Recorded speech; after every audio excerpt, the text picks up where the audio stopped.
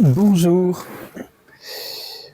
Aujourd'hui, je vais une fois de plus revenir sur un livre que je trouve admirable de la première à la dernière ligne, d'une auteure que je considère comme quelqu'un d'une incroyable profondeur, qui n'a d'égal que son incroyable simplicité et sa bienveillance.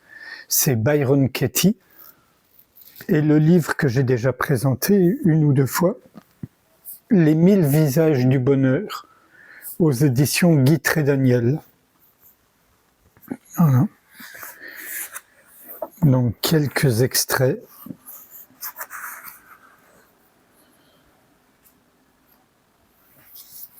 Ce que Katie appelle l'éveil à la réalité.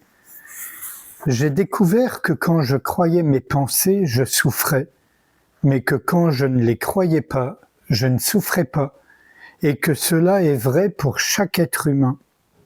La liberté est aussi simple que cela.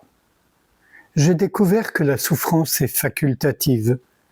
J'ai trouvé en moi une joie qui n'a jamais disparu, ne serait-ce qu'un instant. Cette joie est présente en tout un chacun, à tout moment.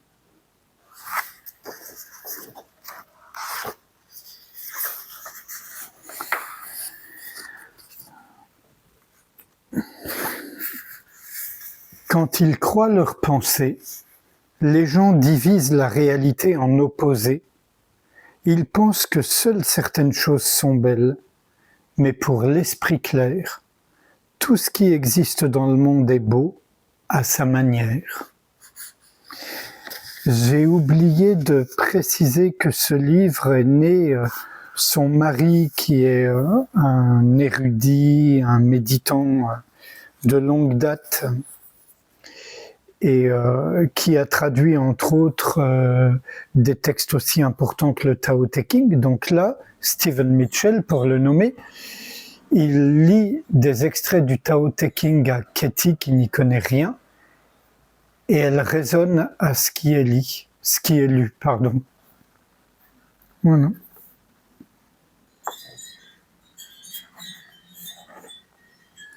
Vous êtes la sagesse que vous recherchez, et l'auto-questionnement est un moyen de parvenir à cette sagesse à tout moment, quand vous le souhaitez.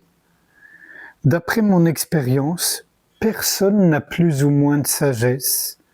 Nous sommes tous sur un pied d'égalité, c'est la liberté dont je jouis. Si vous pensez avoir un problème, vous êtes dans la confusion.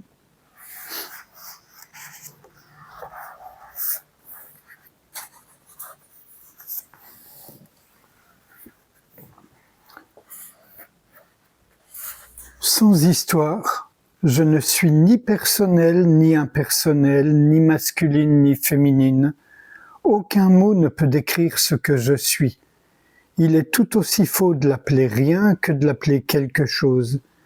Qui a besoin d'un nom pour cela, au beau milieu de la vie et de la mort? Ça fait ce que ça fait. Ça mange, ça dort, ça cuisine, ça nettoie, ça parle à un ami et ça poursuit son chemin, ravi.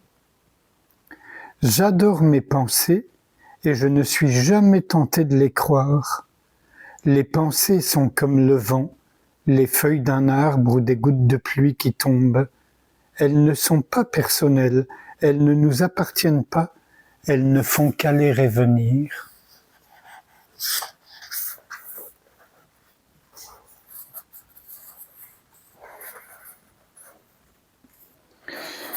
Le mental est parfait. À mesure que l'on remet son esprit en question, cela devient de plus en plus manifeste.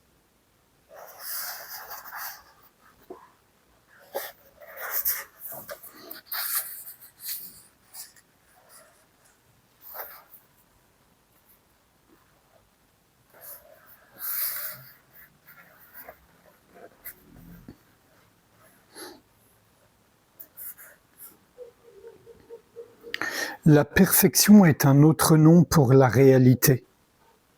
La seule façon de percevoir une chose comme imparfaite, c'est de croire une pensée la concernant. Quand on voit que la réalité est parfaite telle qu'elle est, on ne peut que s'émerveiller face à l'ordre des choses, resplendissant, irréductible, ininterrompu.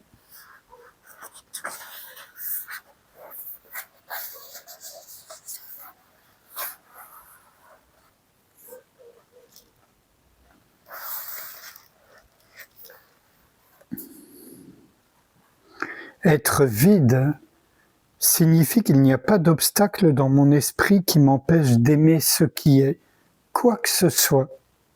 L'esprit clair est absolument calme. Tout ce qui se manifeste en sa conscience est une aberration qui doit être à nouveau tirée au clair. Il cherche toujours quelque chose de désordonné pour n'y voir que l'ordre. Il comprend le sens de chaque chose et se repose dans sa conscience perpétuelle.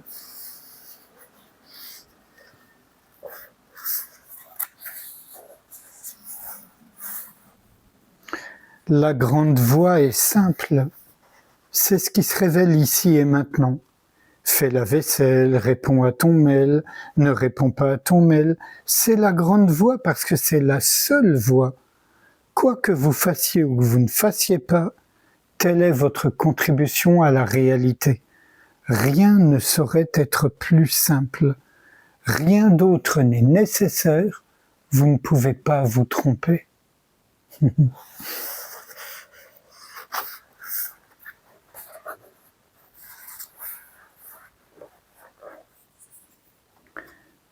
Toute personne en harmonie avec ce qui est n'a pas de passé à projeter sous forme d'avenir.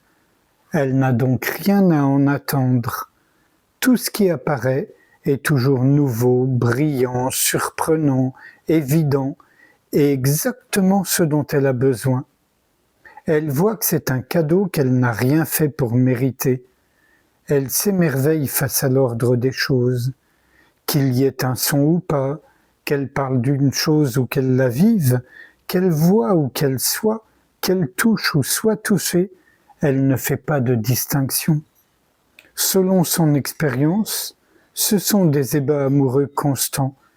Elle vit une histoire d'amour avec la vie.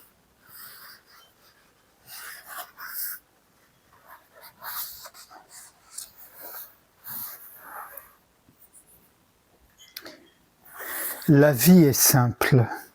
Tout arrive pour vous et non pas à vous. Tout se produit exactement au bon moment, ni trop tôt, ni trop tard. Vous n'êtes pas obligé d'aimer cela, mais ce serait plus simple. Si vous avez un problème, il ne peut résulter que de vos pensées non questionnées.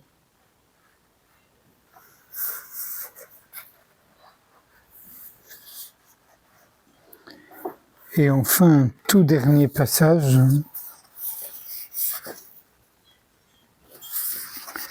L'esprit éveillé est comme l'eau. Il s'écoule là où il s'écoule. Il enveloppe tout sur son passage, n'essaie pas de changer la moindre chose. Et pourtant, dans sa constance, tout change.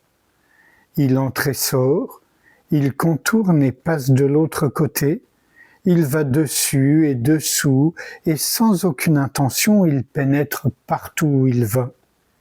Il se délecte de son mouvement et de tout ce qui le laisse passer ou lui fait obstacle. Et au final, tout le laisse passer.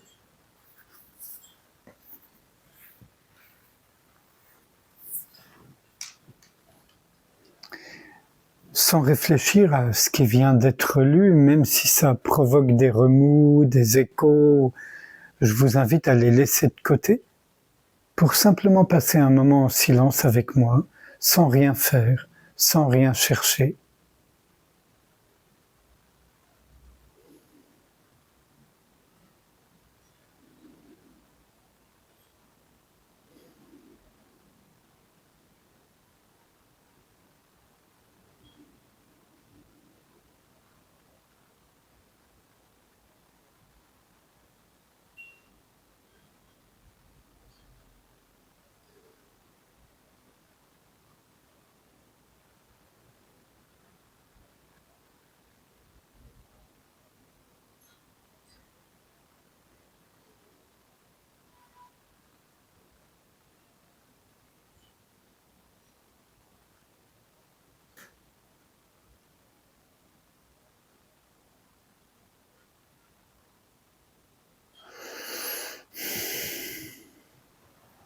Je vous remercie.